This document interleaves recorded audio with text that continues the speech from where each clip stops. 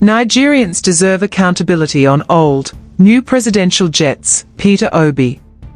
Politician and former presidential candidate of the Labour Party in the 2023 general elections, Peter Obi has called on the federal government to give an account of its dealings and operations regarding the old and new presidential jets.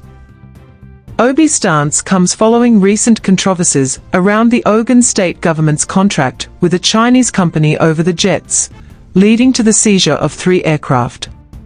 Reacting to the development, Obi urged the federal government to give details on how much the jets are purchased, their total numbers, and other information not in the public domain.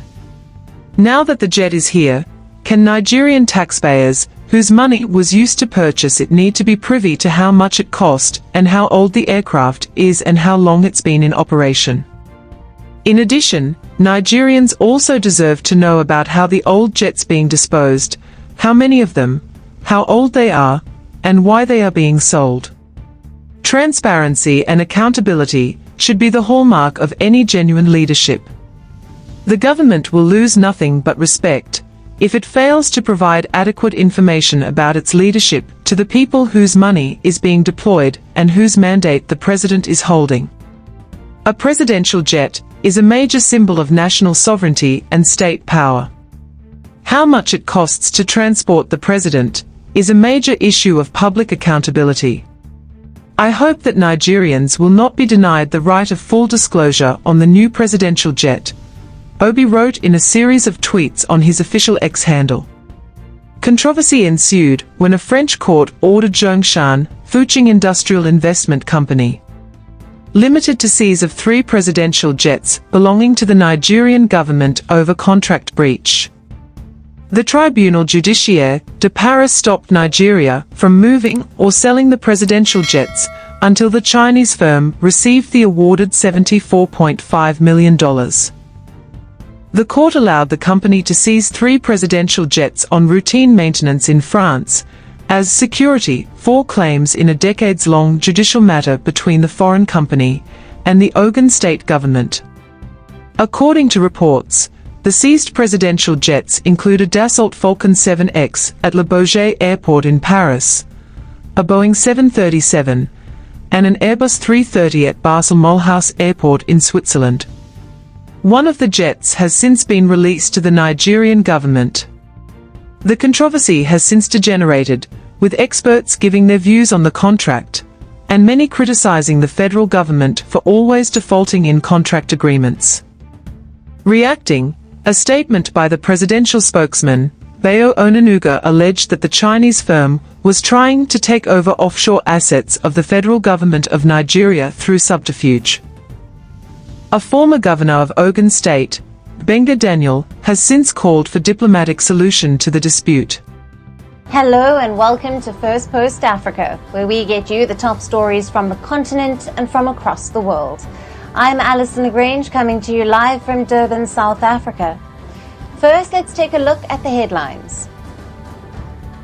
US President Joe Biden speaks to Israeli Prime Minister Benjamin Netanyahu, presses him on the urgency to bring the ceasefire and hostage deal to closure as talks resume in Cairo.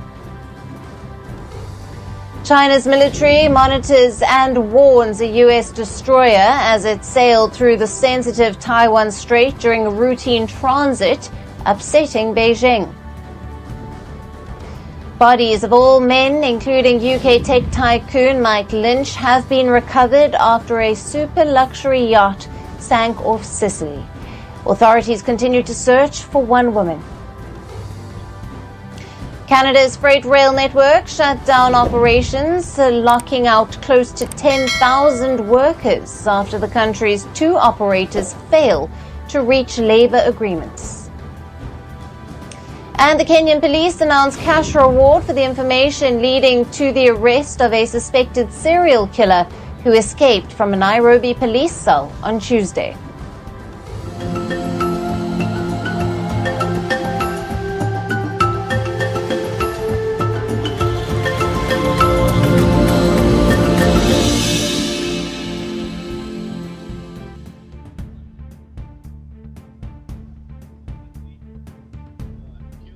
Hello and welcome.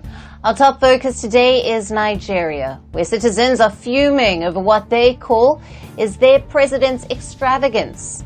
Nigerian President Bola Tinubu has bought a new jet at a time when the country's economy is experiencing its worst crisis in a generation. The newly purchased Airbus A330 replaces a Boeing 737-700, now taking the number of aircraft in the president's fleet to over 5. President Bola Tinubu used his new jet to travel to France on the 19th of August, which his office says was a brief working visit. Social media users in Nigeria called President Bola Tinubu insensitive to the plight of average Nigerians. Some even called out the government for telling Nigerians to bear the economic hardship, while they themselves were busy paying cash for a new private jet. The president's purchase of a new jet comes less than a fortnight after thousands took to the streets across Nigeria, protesting against the rising cost of living and hunger. In defense, the president's office says the new jet will save Nigeria huge maintenance and fuel costs, running into millions of dollars each year.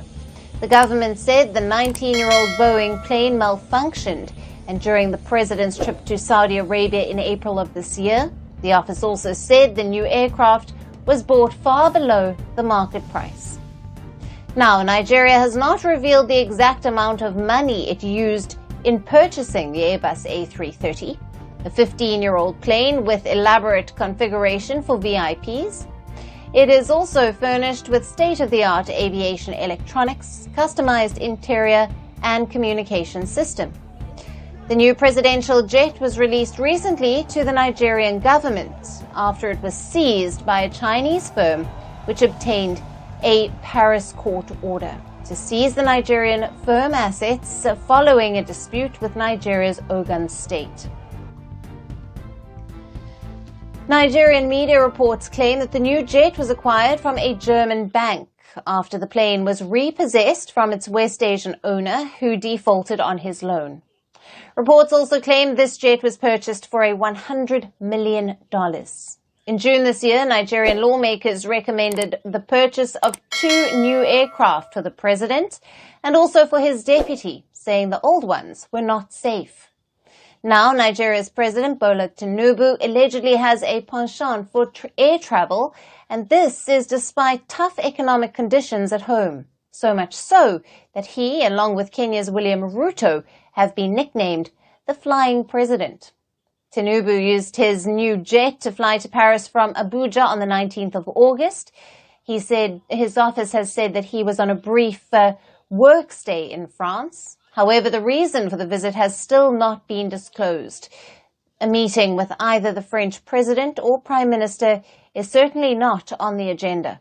This is Tinubu's 4th trip to France since assuming office in 2023. In fact, the latest trip to France came just 2 days after he returned from Equatorial Guinea. In the first 8 months of term, Bola Tinubu made 14 trips, an average of just under 2 a month. He reportedly spent at least $2.2 million on domestic and foreign travel in the first 6 months of his presidency, which was 36% more than the budgeted amount for 2023. The Nigerian opposition has often labeled President Tinubu as a tourist-in-chief. Now, as ordinary Nigerians face a tough economic battle, they have tougher questions for the president over spending, or rather splurging, public money. For more on this, we have with us Dr. Celestine Udiogu, a lecturer and political analyst who is joining us live from Nsukka in Nigeria. Thank you for being with us, Doctor.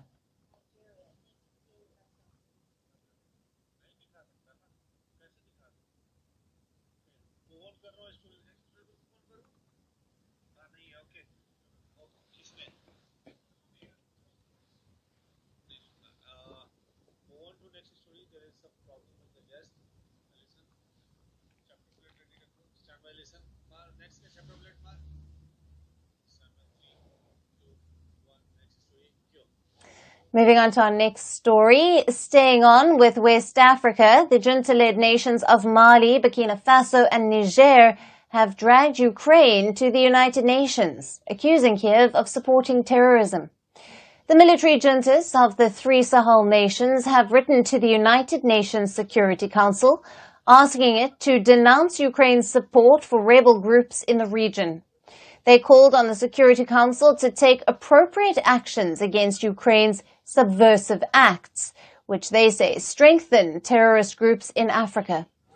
In July of this year, Mali troops and Russia's Wagner group suffered huge losses at the hands of Mali separatists. The ethnic Tuareg-led separatists killed 84 Wagner mercenaries and 47 Malian soldiers over days of fierce fighting in northern Mali. This is potentially Wagner's heaviest defeat in Africa since it entered the region to help the military governments fight Islamist insurgents. Ukraine's military intelligence agency claimed Kiev provided necessary information to the Mali separatists to carry out attacks against Russian war criminals. Mali had cut diplomatic ties with Ukraine in early August over the admission. Niger also followed suit days later in solidarity with its neighbor. Both nations accused Ukraine of direct involvement in the conflict and supporting terrorism. Ukraine has repeatedly denied the accusations, calling them groundless and untrue. It has said that it adheres unconditionally to the norms of international law.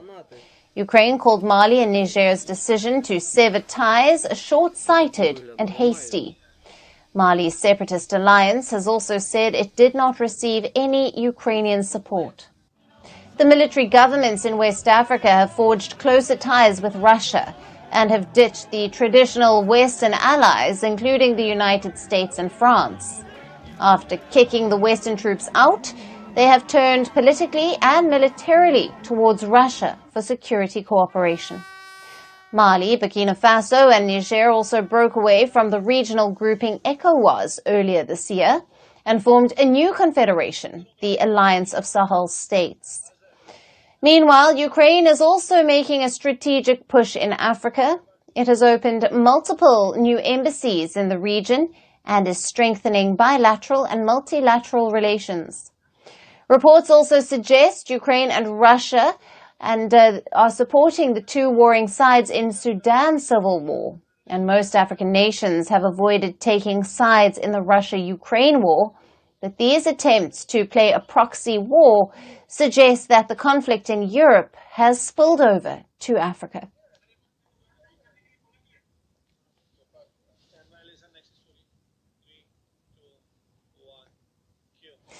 And more developments coming in from West Africa. It appears the months-long dispute between neighbors Benin and Niger has settled. Landlocked Niger has resumed crude oil exports to Benin via a China-backed pipeline. As per reports, a Liberian-flagged crude oil tanker had loaded around 1 million barrels of oil from Niger at the Benin port on Tuesday. The vessel is bound for China, where it is reportedly due to arrive on the 10th of October. The oil flow was halted after tensions erupted between the two neighbors following the military coup in Niger last year. After the coup, ECOWAS member Benin threatened sanctions and military intervention in Niger. Niamey, in response, closed borders that halted the imports between the two neighbors.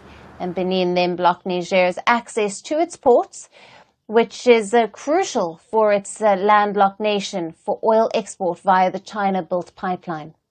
Nearly 2,000 kilometers long, the pipeline runs through the oil fields in Niger to Benin's Seme port.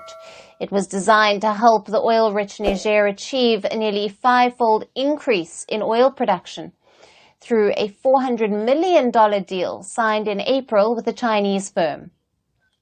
As per reports, Niger is supposed to repay the Chinese firm with crude oil shipments within 12 months at an interest rate of 7%. But the pipeline faced several operational challenges, including the dispute between Niger and Benin. Despite the ECOWAS lifting its sanctions and Benin agreeing to give Niger its port access, Niamey refused to allow imports from Benin. The pipeline also faced security threats. Niger's rebel groups fighting the junta have attacked the pipeline, prompting China to suspend its construction. But a major turning point came in July when Niger's military junta agreed to open talks with Benin's government, following the mediation of two former presidents of Benin. However, it is not clear how the dispute has now been resolved to allow Niger's oil exports to resume. But the oil exports will help Niger's economy. Niger currently has a local refining capacity of only 20,000 barrels per day for local demands, while the pipeline can export up to 90,000 barrels daily. Officials and analysts have said that this would help the country increase its revenue and emerge from the coup sanctions that have hurt its economy and people. The World Bank had projected that the West African nation's economy would rebound and grow at the fastest in Africa this year, with oil export as a key boost.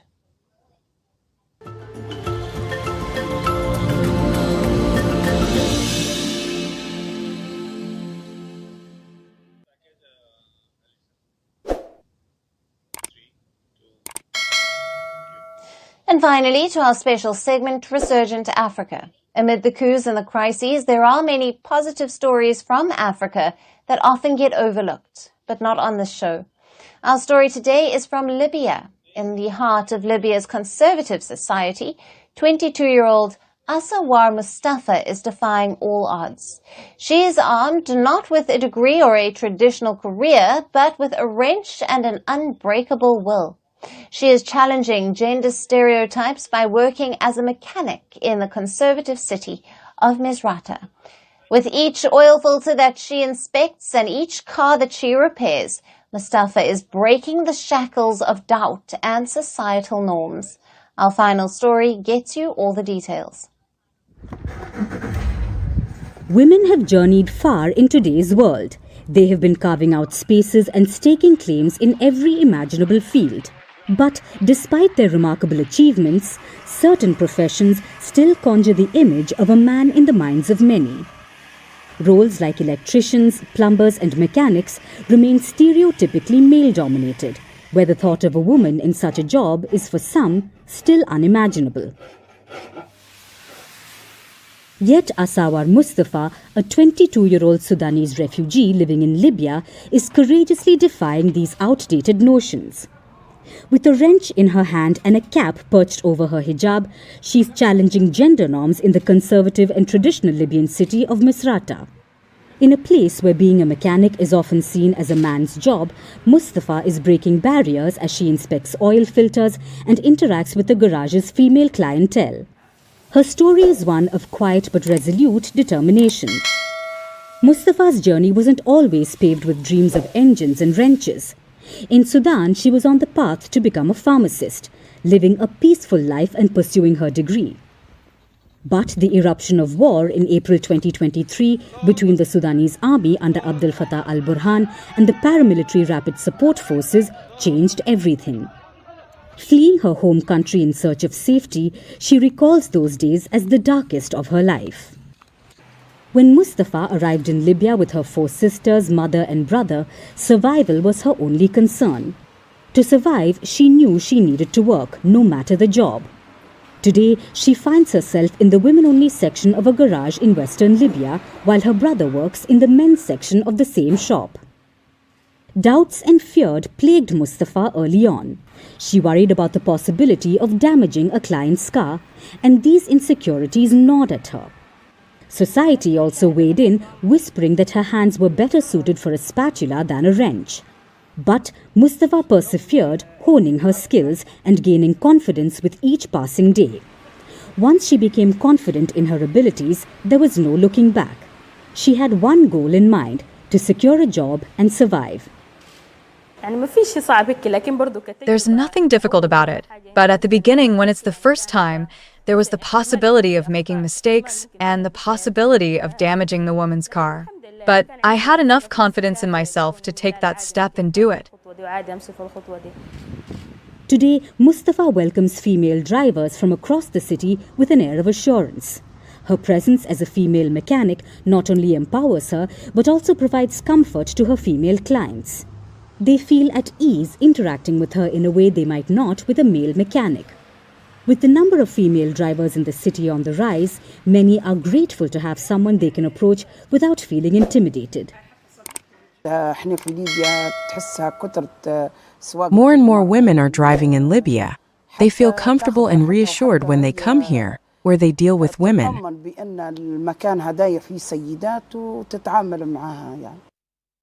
But no woman, no matter how capable or confident, walks this path alone. Mustafa's resilience and success are strengthened by the support she receives from her younger brother and the shop owner where she works. Her brother stands by her side, always ready to lend a hand. I encouraged her every time I came to see her. I told her that if she needed anything in this area, I would be there for her. I could see what she could do. There were times when she needed help. For example, she'd ask, "How do you do this? How do you do that? And what do you think of that?" So I'd tell her that it was a good idea, as she would be living new experiences, and that I would support her in any way she needs. While the shop owner firmly believes that the field of mechanics should no longer be the sole domain of men. Here we change oil and wash cars, and it's a service offered by women. We hope to extend the service to bodywork, brake pads, and air conditioning. This should not be seen as a job for men only. Women may want to work in this area and may want to organize their own business. Nowadays, no field is only for men anymore. Asawar Mustafa is not just fixing cars, she's fixing society's narrow perceptions of what women can achieve. In a world that often tries to confine women to certain roles, Mustafa's journey is a powerful reminder that no job is out of reach and no dream is too big. Her courage is inspiring a new generation of women to step into roles they once thought impossible, proving that when women are given the tools to succeed, they can truly change the world. And that's it on the show for today. We will see you again tomorrow at the same time. Thank you for watching, and goodbye. Thank you for watching. Don't forget to like, comment, and subscribe to Okason the Journeyman TV.